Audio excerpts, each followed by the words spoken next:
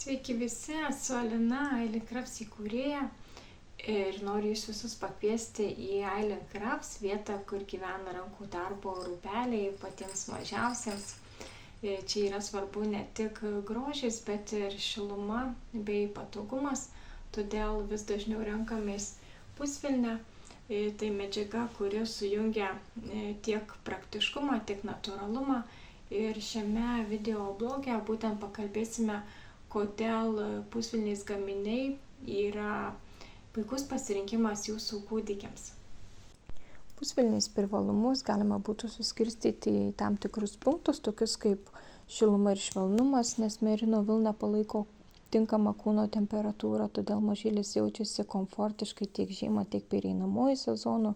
Patogumas jautriai odeliai, nes pusvilnė taip stipriai nekanda, neerzina odos, ji yra ir maloni liesti, todėl tinka net labai jautriems vaikams.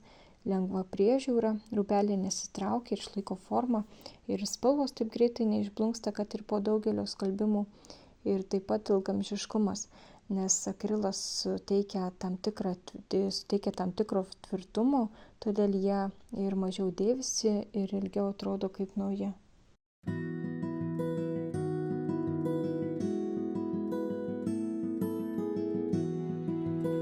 Taigi, apibendrinant, galima būtų iškelti tokį klausimą, ar pusvilnė yra prastesnė už gryną vilną. Tai tikrai ne. Gryna vilna yra linkusi labiau traukti skalbiant, greičiau dėvisi.